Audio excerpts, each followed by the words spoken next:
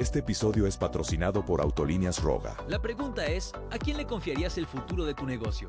Roga es la empresa que está detrás de la logística de compañías que exigen puntualidad, seguridad y control total de su carga, transporte refrigerado y seco, monitoreo GPS 24/7, cobertura nacional e internacional y certificación CTPAT, que respalda procesos de seguridad reconocidos para el comercio internacional. Autolíneas Roga, donde la logística deja de ser una preocupación y se convierte en una ventaja competitiva. Agrotitanes. Bienvenidos a Agrotitanes. Antes que nada, muchísimas gracias. El día de hoy tengo gusto, honor, placer de entrevistar a una persona más para este programa, siempre dando el agradecimiento a todos los que nos escuchan y sobre todo a todos los que vienen y comparten con nosotros su sabiduría, sus conocimientos y sobre todo su buena vibra. Entonces, mi estimada Monse, quiero preguntarte quién es Monse Padilla. Hola, mucho gusto. Muchas gracias, Mauro, primero por invitarme el día de hoy para platicar de este tema muy importante, creo que a nivel país y a nivel mundial, ¿no? Pues, ¿quién es Monse Padilla? Ahora sí que creo que son muchas cosas, sigo descubriéndolo, pero pues soy una persona que le encanta aprender de muchos temas. No me quedo como solo en algo en específico, siempre me gusta pues ese tema del crecimiento personal, de conocer sobre todo culturas, me gusta viajar, me gusta también aprender temas como pues de terapias alternativas, de la herbolaria mexicana, pues nuestras raíces, y pues irlo implementando, conservándolo a lo largo del tiempo, ¿no? Entonces me gusta la historia. Entonces, pues bueno, un poco de mí es que soy economista, justamente porque me gusta la historia, decidí estudiar economía porque es una ciencia social, entonces, aparte de que lleva muchas matemáticas, sí lleva también mucha historia. Entonces, es una de las razones por las cuales elegí economía y porque en base a eso se toman muchas decisiones, macro y micro. Entonces, pues eso es parte de mí. Muchas gracias, Monse. Fíjate que cuando tuve el gusto de conocerte fue en el Skylex, ¿no? De Daniel Marcos y de todas estas personas Ujú. que estaban exponiendo diferentes perspectivas y diferentes métodos de hacer crecimiento de sus empresas, de Sí. las historias de las empresas, de todo lo que a final de cuentas estábamos queriendo aprender. Sin embargo, lo más esencial para mí es entender a la persona. Entonces, cuando escucho que eres una persona que le gusta aprender, que estudió economía con un sentido social, que estudió todo esto para poder compartir conocimiento, se me hace interesante preguntarte de dónde crees que lo pudiste leer o Bueno. aprender en tu vida cotidiana. Pues bueno, yo vengo de una familia que considero que todos son trabajadores, Mm. sí, que también han aprendido de muchas cosas, si bien pues no, de hecho la mayoría no tienen ni siquiera el grado de estudios de licenciatura, ahora sí que fui de las primeras generaciones en pues tenerlo, ahora sí que creo que eso me llevó ahí, ¿no? O sea, como dar ese otro paso de que también a nivel familiar que eran, por ejemplo, llevaban bueno, sí, comercios, pequeños, como negocios pequeños, de compraventa de persianas, y también mi abuelito tenía un negocio de maquinaria y demás. Entonces, como que siempre me gustó también ese tema de estar vendiendo, de estar Ujú. comerciando, pero, pues, darle como también ese sentido, y yo no me explicaba muchas cosas de por qué a lo mejor no daban ese siguiente paso, o porque no crecían más sus empresas, o porque siempre era un constante por qué, ¿no?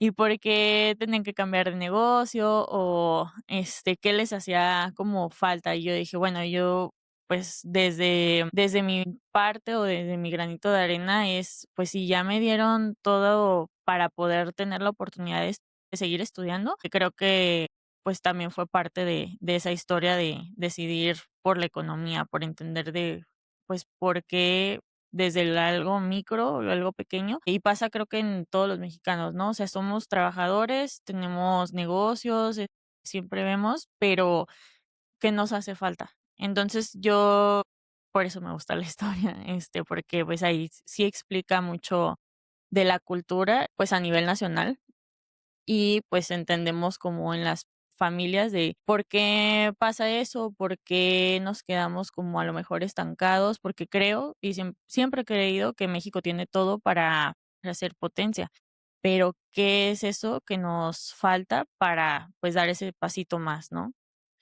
Entonces, eso me llevó a estudiar economía. También la parte de que investigué que, pues, varios de nuestros presidentes han sido economistas y, eso me pareció muy interesante porque es una perspectiva tanto científica como social.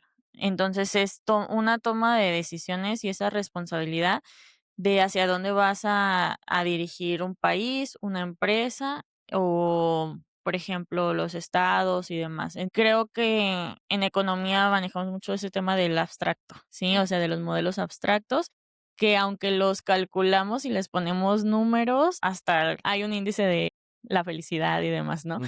Entonces, ¿cómo lo llevamos algo que no se puede tocar ni ver a, pues, algún modelo matemático para poder tomar, pues, ciertas decisiones? Entonces, eso fue lo que más me llamó la atención para estudiar esa carrera. Muchas gracias, Monse. Me acordé de un libro también hablando de la cuestión, como decías, holística o de tradiciones mexicanas, que hay un libro que se llama Los Brujos del Poder, ¿no? Que a Ujú, final de cuentas, en el sentido que acabas de reflejar, lo que en el sentido abstracto que no entendemos, siempre hay alguien que nos puede ayudar a tener a entender esa abstracción y a lo mejor el brujo puede connotar o hacer o bueno o verlo como bueno o malo, pero pues ujú. bueno, es parte de la historia que han estado también teniendo los presidentes y hay todo un libro donde te va diciendo cada quien Con cómo, quién fue ayudado, cómo fue ayudado y todo eso, pero pues, bueno, es parte de nuestra historia también. Sí, también. Monse, el tema que tú traes, eh, y que por el cual platicamos aquella vez que es un poco acerca, o bueno, no un poco, sino es mucho acerca del lavado del dinero, para mí fue un tema complejo de entender, ¿no? O complicado de poder tomar esta situación de quererlo hacer tan público, porque es algo que realmente puede ayudarnos o a tener una cámara o a quitarnos o pasar desapercibido. Yo quisiera que esto lo tomáramos como una situación de que es algo que sucede y no ponerle ni la connotación bueno o malo, Mm. sino es algo que sucede. Entonces quisiera que nos pudieras hablar un poco de este tema o acerca de este tema y el interés personal que tú viste para poder tocarlo. Sí, ahora sí que además de que estudié economía, lo que me llevó a estudiar ahora el tema de prevención de lavado de dinero, que fueron en mis prácticas profesionales. Yo ahí no tenía idea, o sea, yo creo que tenemos como una idea preconcebida de lo que es el lavado de dinero. Pensamos que todo es efectivo o que todo tiene que estar relacionado con el tema del narcotráfico. Pues estudiando me di cuenta que no es así. Entonces, en las prácticas profesionales, además de estar apoyando un despacho contable en esa área, pues fui aprendiendo sobre la marcha hasta certificarme ante la Unidad de Inteligencia Financiera en este tema, porque hay dos grandes bloques obligados en el país y a nivel internacional también, que es sistema financiero, donde se encuentran los bancos, las financieras, las OFIPOS, los centros cambiarios y demás. Y las actividades vulnerables, que a nivel internacional no se llaman así, se llaman actividades y profesiones no financieras designadas, pero que se consideran como, y aquí en México las llamamos vulnerables, porque son las más riesgosas en cuestión de que es más probable que las utilicen en la comisión del delito. Entonces, estos grandes bloques sí tienen normativa, tienen obligaciones para prevenir el delito, para no ser utilizadas y poder mitigar ese riesgo. No quiere decir que no las van a utilizar, porque simplemente por el hecho de operar, pues ya tienen un riesgo mayor a cero, ¿no? Y tampoco quiere decir que sean las únicas, que eso creo que lo habíamos comentado antes. Y pues a eso nos lleva también la plática del día de hoy, creo, para ver el tema del sector agricultor, que bueno, lo que yo veo con más riesgo es que operan con efectivo, ¿no? Ok. Es un instrumento que no es el único con el que se puede cometer el delito de lavado de dinero o de financiamiento al terrorismo, pero es más riesgoso por el hecho de que no se puede llevar una trazabilidad. Entonces, es más difícil saber de dónde viene y hacia dónde va el efectivo que alguna transferencia que ya están, pues, con este sistema de transferencias interbancarias y demás.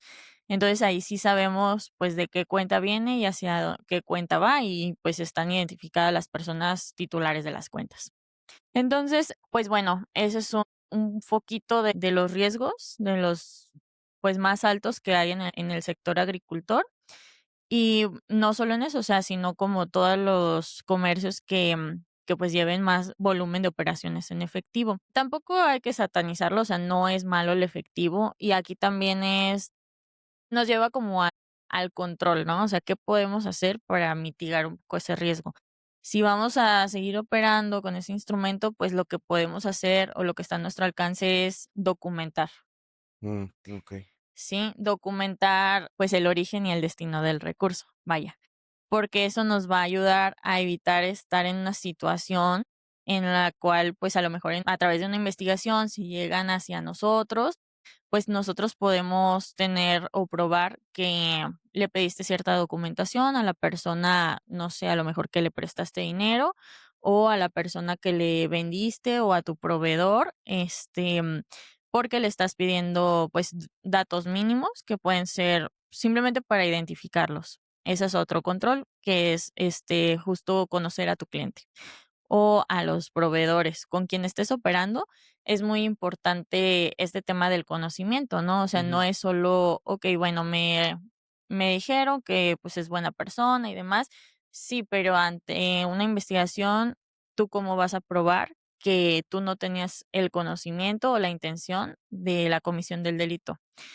Porque y ahorita voy a hablar un poquito del concepto tal cual del delito que está tipificado como penal. Está en nuestro Código Penal Federal en el 400 bis, por si lo quieren leer. Sí, Hay exacto, 11 informarse. ajá, hay 11 verbos, en los cuales pudiéramos, caer en el delito, ¿no? O sea, distribuir, llevar de dentro hacia afuera o viceversa del territorio mexicano el recurso que fue generado de manera ilícita. Y, eso me lleva a que siempre va a existir, antes del lavado del dinero, un delito previo que es el que genera esa ganancia ilícita, que se va, pues ahora sí que lavar o tratar de que la apariencia del origen sea legal. Nunca va a ser un dinero limpio, porque pues siempre se originó de ese delito, ¿no? O sea, ya sea narcotráfico, trata de personas, evasión fiscal, corrupción.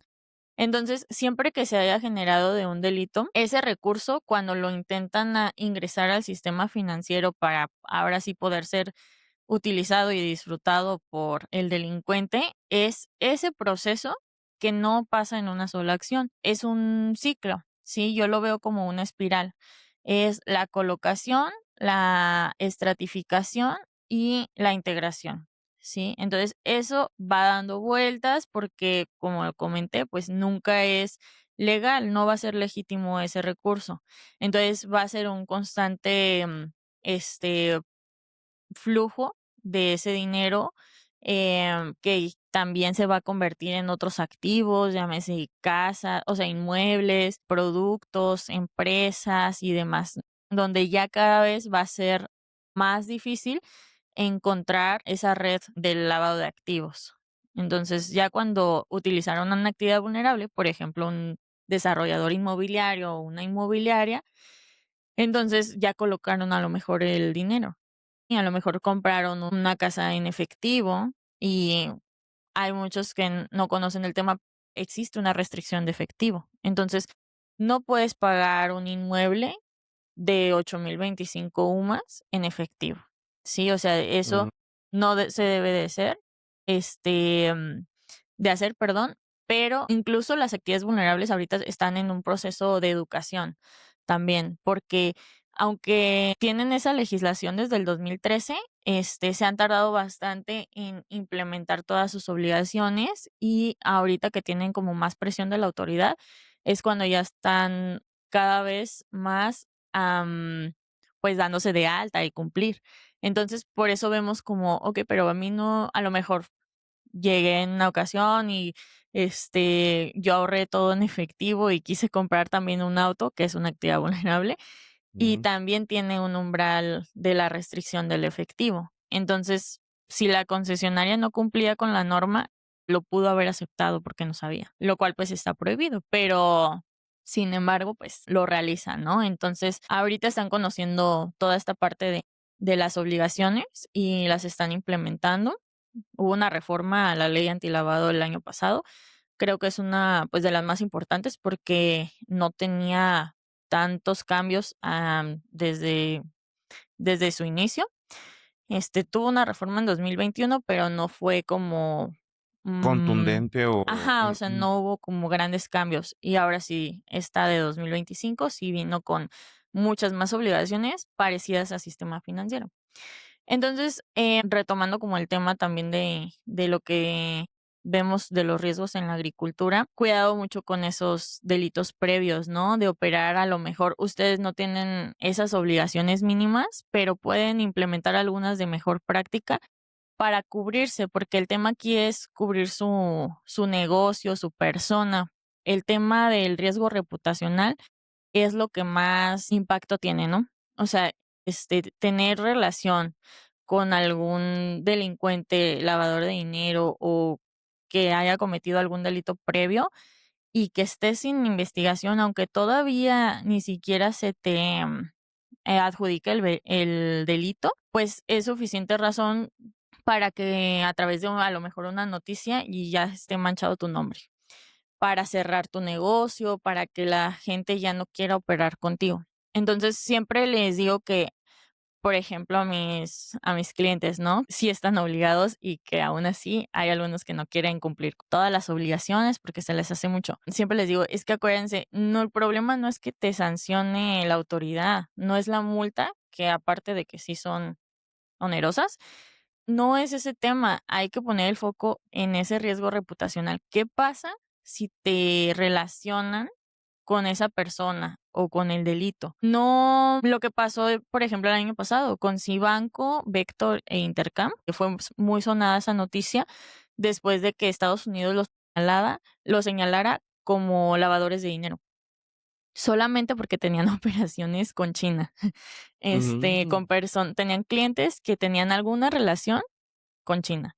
Em, y no hay, o sea, no hay pruebas, o sea, pues sí, 2026 y aún no hay pruebas de que hayan cometido el delito. O se dio la noticia, se hizo la auditoría, la Comisión Nacional Bancaria y de Valores hizo una auditoría de las obligaciones antilavado y lo que encontró es que les faltaban datos y documentos en sus expedientes. No, ni siquiera se ha probado que ellos cometieron el delito, nada más es que faltaron a una de las obligaciones mínimas, que es formar su expediente.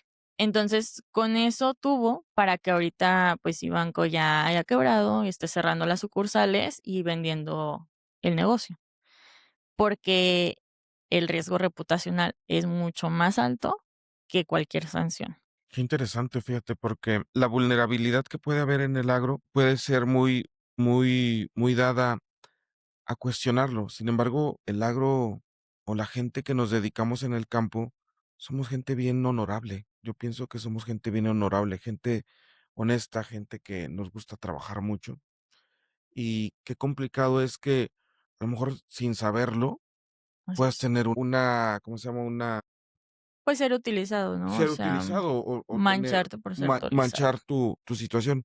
Qué bueno que lo mencionas porque al final de cuentas somos parte de los riesgos o parte del sector vulnerable.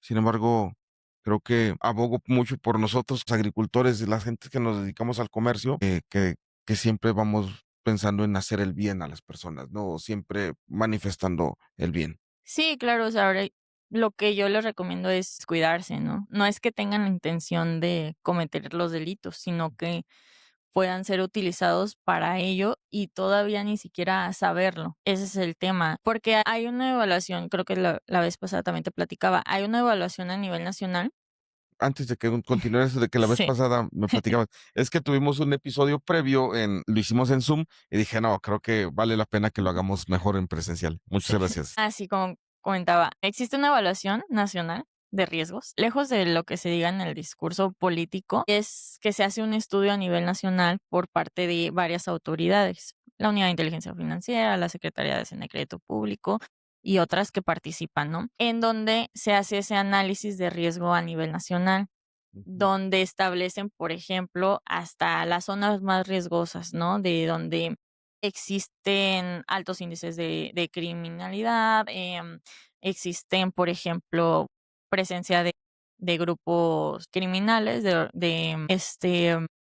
me fue el nombre, pero Que ahora eh, los llaman Ajá. sí, de los cárteles, donde existen estos delitos, ¿no? Trata de personas, narcotráfico, pues ahora, como mencionas, terrorismo, y ahorita voy a hablar un poquito más de ese otro delito. También de las zonas donde hay baja bancarización, porque Mm, obviamente ahí va a haber un mayor riesgo de ese flujo de efectivo, de donde no existen como trazabilidad de las operaciones y demás, pero que a lo mejor pues sí son un boom en negocios, y empieza como un desarrollo económico que para los ojos de los especialistas es como, ¿por qué? ¿Por qué existe eso? Si todavía no han llegado a este nivel de tecnología, si no tienen inversión, por ejemplo, a lo mejor del mismo gobierno, ¿no? O sea, de las autoridades y demás para que exista ese desarrollo económico. Entonces, ese por qué, generalmente es porque es más probable que exista ahí una célula que esté financiando todo ese tema. Entonces, pues bueno, esta evaluación también cataloga las actividades de la más riesgosa a la menos riesgosa, que, por ejemplo, en México, pues no tenemos ninguna de bajo riesgo, porque tenemos esa presencia en gran parte del territorio mexicano de estos grupos de del, delincuencia del organizada. desorden. Sí, entonces, pues bueno, entonces ahí se hace ese estudio, se ve qué tan probable es y qué tanto impacto podría tener si se llegaran a cometer esos delitos, ¿no? Entre ellos, por ejemplo, la corrupción, que eso es como súper importante. En la evaluación, ahí dice, la probabilidad de que ocurra es alta y el impacto Mm, es alto.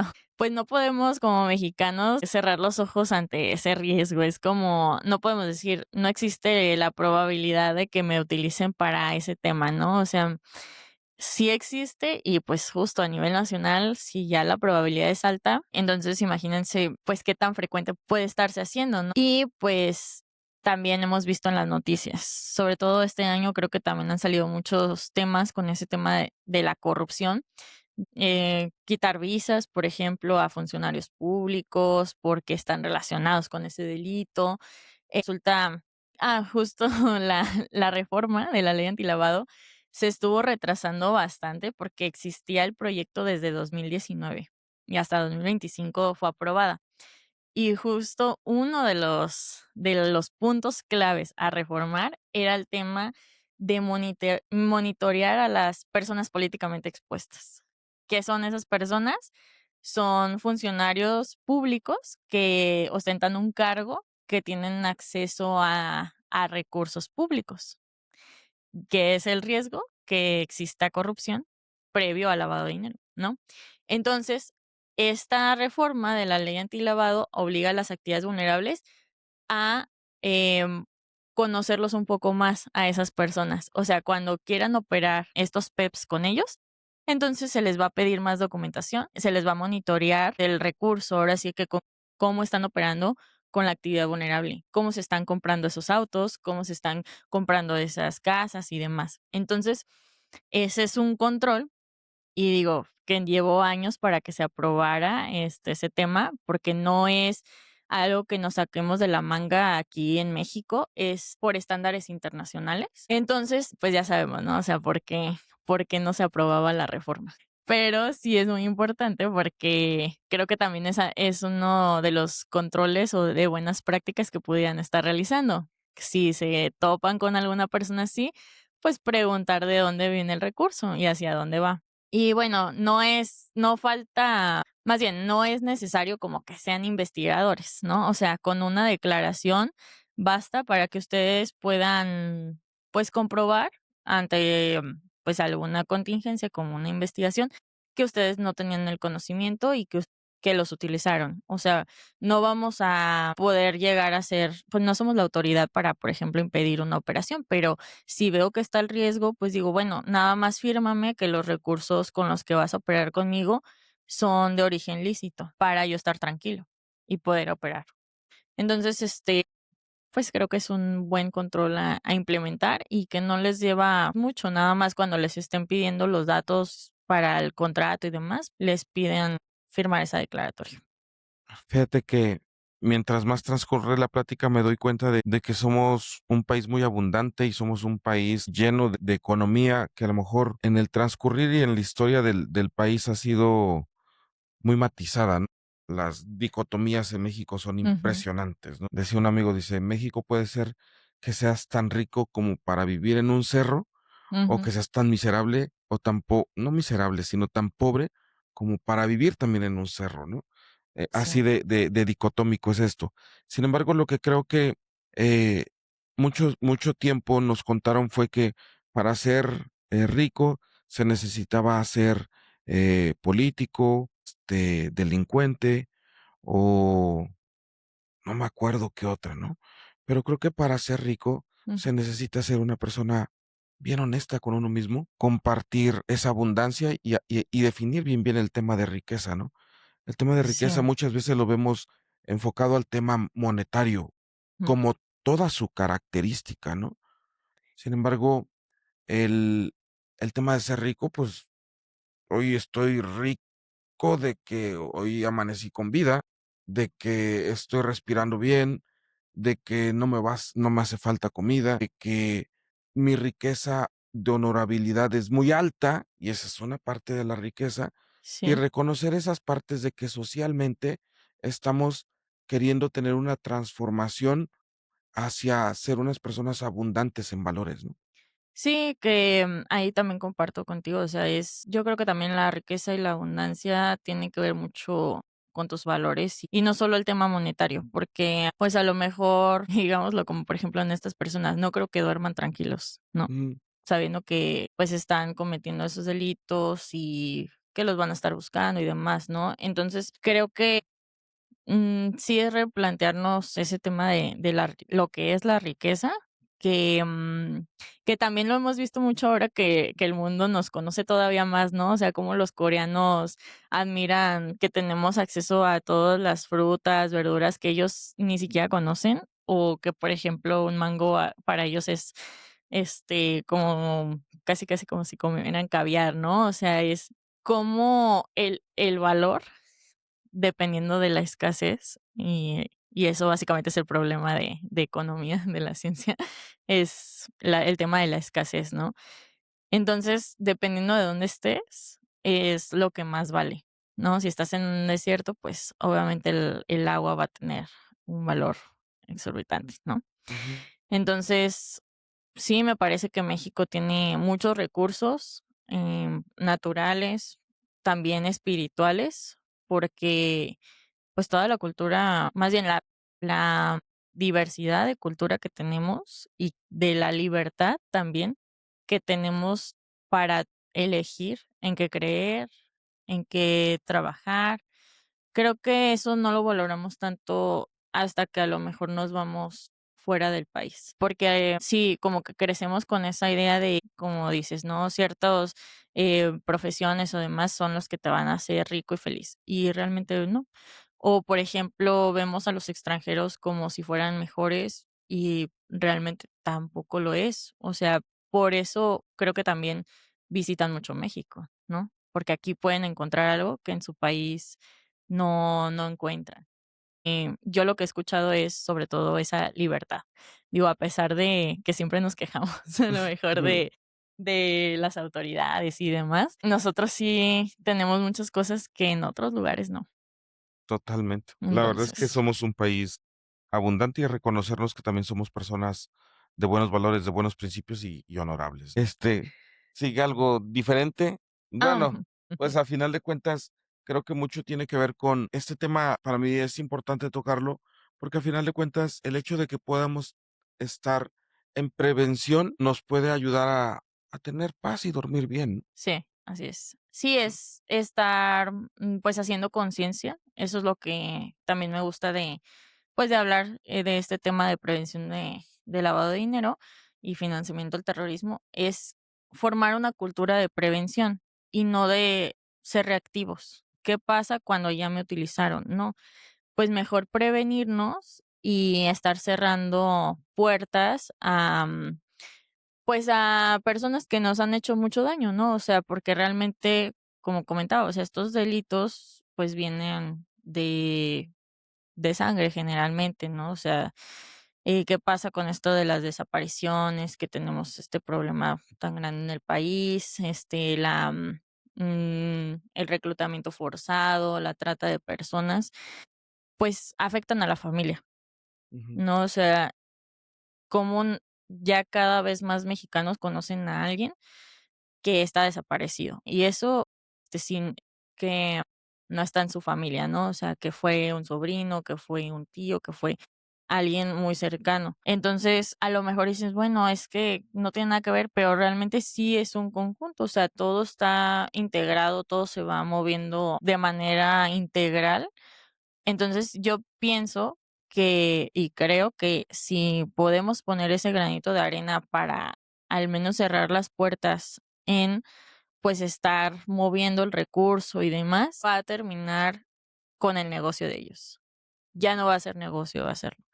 Entonces, como no lo van a poder utilizar, yo pienso eso, ahora sí que a lo mejor es, pues, un gran sueño, pero si todos se le cerráramos la puerta y no pudieran utilizar los recursos que se generan de lo que pidieron en un secuestro y demás, si no lo puede utilizar, lo va a tener que dejar de hacer, porque entonces ya no va a haber un beneficio de ello. Totalmente. O sea, cerrar la llave al Sí, paso o al flujo del recurso económico, ¿no? sí, yo pienso que solo eso se logra cuando haces conciencia y cultura de la prevención del delito. Dar nuestros valores, Ujú, resaltemos nuestros valores familiares, ¿no? Nuestros principios espirituales o principios ujú. de vida. Sí, de hecho, una de las obligaciones en sistema financiero, por ejemplo, en la selección de su personal, es que sean honorables. Y eso lo tienen que documentar, sí, o Mm, sea, ya sea con cartas de recomendación, tu carta esta de antecedentes penales y demás. Entonces, que sí, o sea, hay que retomar los valores porque pues si uno es honesto, si uno respeta, pues no tendría por qué estar haciendo o, por ejemplo, si el tema de a lo mejor la ambición, ¿no? O sea, si te están ofreciendo pues algunos pesos para poder colocar otros, pero sabes muy bien que ese dinero pues viene de, procedencia ilícita. digo, no lo vas a hacer, por L- más que sea la ganancia. La conciencia es la que tiene que regir también la parte de entrar o no entrar en algún negocio, ¿no? A mí Ujú, se me hace bien interesante porque realmente el campo a veces como sector, en este caso que lo estamos viendo como sector vulnerable por un perfil financiero, es porque así lo vemos como humanos. Si lo vemos desde el punto de vista a veces como consciente es, oye, el sol, el agua, la tierra se transforman para alimentarnos y es cómo se manifiesta la espiritualidad en cuestiones que creemos que son tan simples como la naturaleza o el manejo agrícola y realmente le quitamos ese valor de la transformación de las virtudes divinas, a algo que nos podemos llevar a la boca, ¿no? ujú, Es algo que me gusta ver mucho y por eso me siento muy orgulloso, honorable de estar en el sector agrícola y sobre todo eso, de llamar la atención en el sentido de que las cosas están sucediendo y el tener conciencia de que manejemos nuestros negocios con valores que nos dejen dormir, va a ser mucho más fácil nuestra vida, ¿no? sí. Gracias. ¿Le seguimos? Ya falta poco. Pues fíjate que ahora sí que no nos venimos tanto a la presentación, Nos pero hiciste una presentación. Si alguien quiere tener la presentación y entender de esto o tener o agendar algo directamente contigo, también pudiera ser otra forma de entenderlo de una parte más técnica, ¿no? Sí, sí, de hecho, sí es un poco más técnica. Yo nada más quería como comentarles, pues, debo lo mínimo como que podrían estar implementando de buenas prácticas, Ujú. pues, para cubrirse, ustedes en sus negocios y demás, y que conocieran, pues, un poquito más del tema. Sí, uno de las obligaciones que ahí sí es para todas las personas morales y los fideicomisos, es conocer a su propio beneficiario controlador. Quisiera como hacer conciencia también del término, porque se los van a pedir para abrir una cuenta, para registrarse ante notaría y demás, porque esa ya es una obligación. Entonces, nada más es conocer a esa persona física que en última instancia tiene el uso y goce de los recursos. Mm. Entonces, pues importante que vayan conociendo ese término porque sí lo van a pedir y a lo mejor, bueno, lo que se está topando pues todos los obligados es que no lo quieren entregar, ¿no? Los clientes, porque dicen que transgrede como la privacidad de por qué quieren saber quién es el verdadero dueño. Pues realmente es porque, como comenté, o sea, estos son estándares internacionales. Lo que buscan es el origen y el destino de los recursos, y tiene mucho sentido conocer a esa persona, ¿no?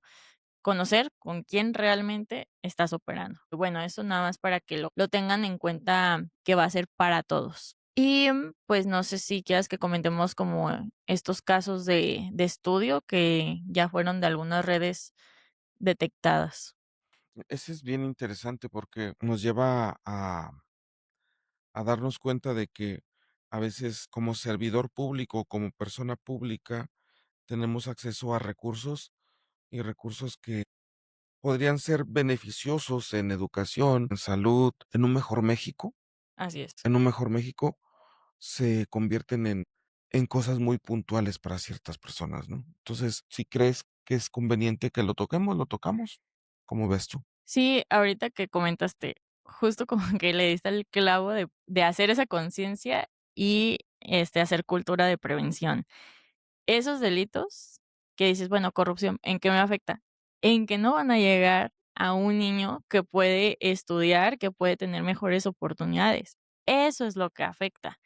Y para que podamos dimensionar así, o sea, realmente todo lo que se está yendo por ese delito, por la comisión de ese delito y lo que pues llega a manos de particulares que, pues, lejos de hacer bien para la sociedad, que para eso se tendrían que destinar esos recursos públicos, solo, pues, tienen un beneficio de una persona, ¿no? Una familia.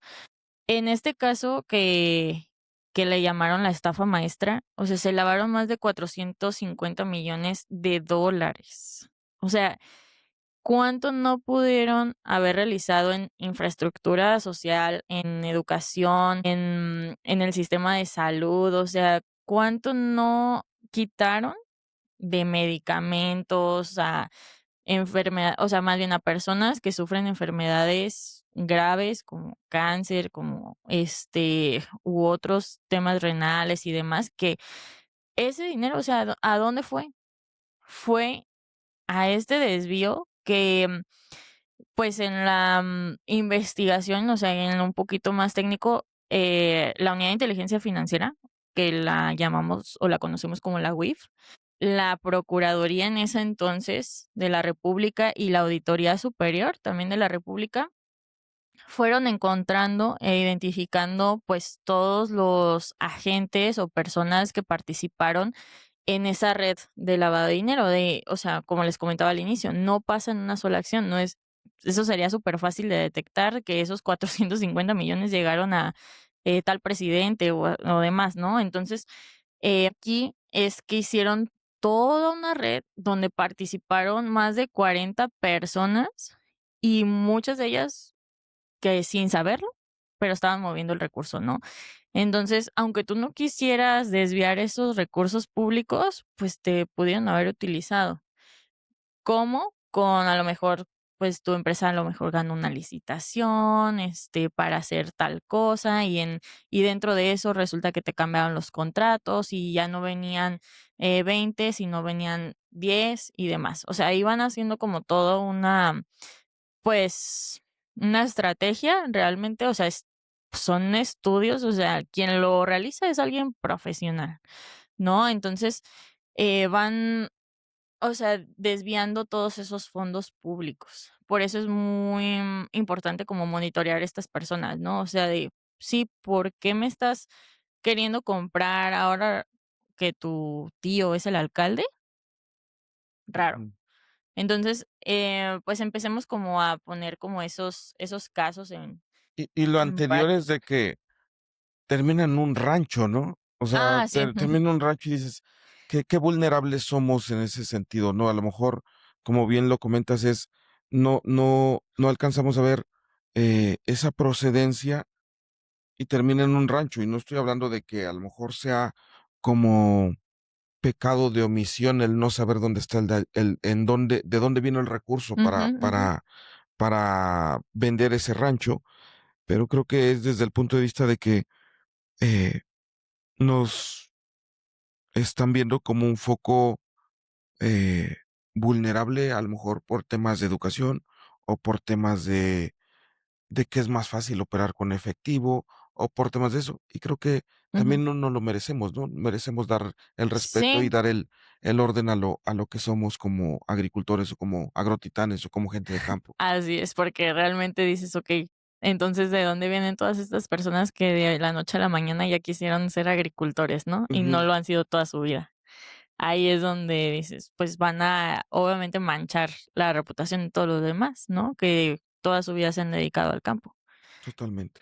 Mm, Entonces, pues no es justo. Entonces, sí, terminó estos recursos en terrenos agrícolas, productivos, ranchos y demás, mm, porque era fácil de estar utilizándolos. Otro de los casos es, pues, las empresas agrícolas que fueron utilizadas para ocultar recursos del narcotráfico en México. Aquí, pues bueno, estas organizaciones fueron adquiriendo ranchos, huertas, empresas agrícolas para dar apariencia de legalidad. O sea, todavía hicieron toda una infraestructura de que como si existiera todo el negocio que ustedes conocen mejor que yo, o sea, de, okey, o sea, ya tengo el campo, tengo quien produce, tengo quien fertiliza, tengo, o sea, se crearon toda esa infinidad de empresas que seguramente ni siquiera muchas operaron, solamente para dar apariencia de legalidad a los recursos que estuvieron moviendo ahí. Entonces, ¿por qué lo hacen? Para justificar el origen de los ingresos, ¿sí? Porque, pues, si tú dices que cosechaste, no sé, pon a lo mejor un volumen de, 10 toneladas ajá, 10 toneladas. de tomates o de Ajá, pepinos o de chiles. pero ¿quién te va a contar esas 10 toneladas? Ok. Ellos pueden decir que producieron eso y realmente ni siquiera produjeron la mitad. Y todavía inflan todavía más los precios, lo cual también les afecta a ustedes.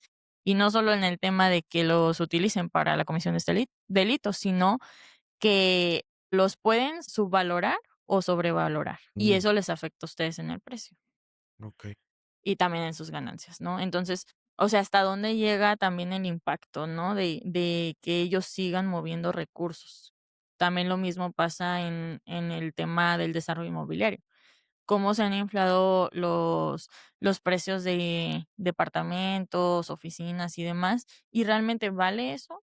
¿O es porque existen estas organizaciones que como a ellos no les cuesta nada, entonces inflan los precios para poder seguir justificando el movimiento del recurso?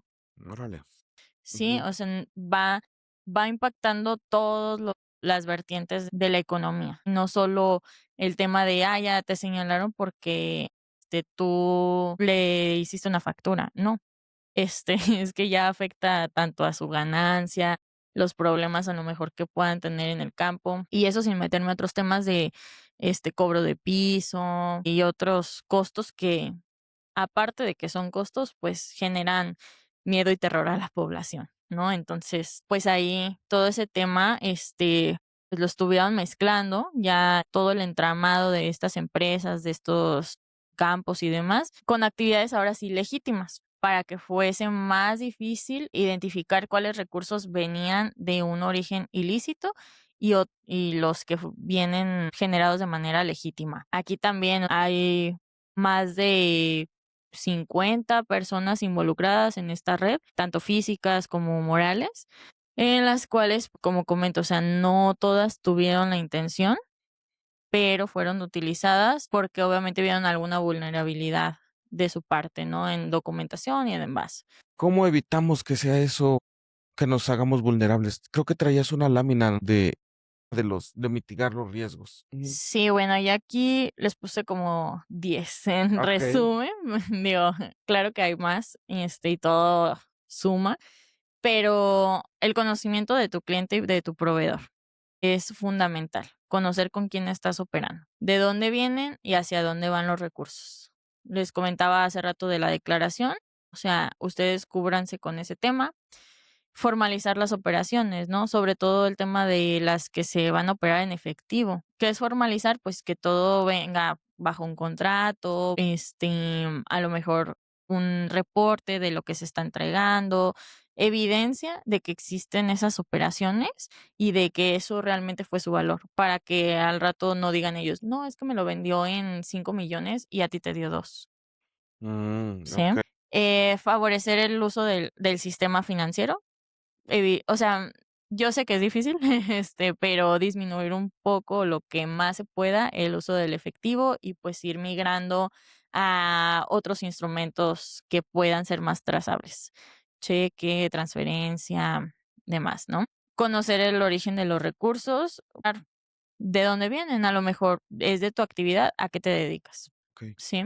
Que sea algo razonable lo que está operando contigo con lo que se está dedicando esa persona. Controlar el acceso a la empresa, a lo mejor pues todo lo que tú puedas mover, o sea, de tu negocio. Yo sé que también pues confían en las personas, pero hay que tener como a lo mejor un control. No todos van a poder mover tus cuentas, tener como un poquito más de monitoreo en ese aspecto, porque a veces confiamos ciegamente en las personas y no sabes quién te puede defraudar. Entonces es esa parte del control del acceso a la empresa, ¿no? Llevar los registros adecuados, lo más que puedan documentar, pues estaría perfecto, ¿no? O sea, capacitar a su gente, a lo mejor no algo así tan técnico como, por ejemplo, estoy platicando, pero sí hacer esa conciencia, o sea, llevar esa conciencia de por qué lo están haciendo.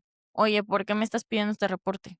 Porque vamos a evitar esta situación, ¿sí? Entonces, que ellos también conozcan por qué lo están haciendo y que no sea solo te ordeno mañana que ya empieces con esto, porque no le van a ver el sentido. Entonces, yo pienso que hacer esa conciencia, de, okey, pero es que en esto estamos ayudando, ¿no? Evaluar sus riesgos, dónde están operando, con quién están operando. Si son con personas políticamente expuestas, pues, obviamente su riesgo va a dispararse.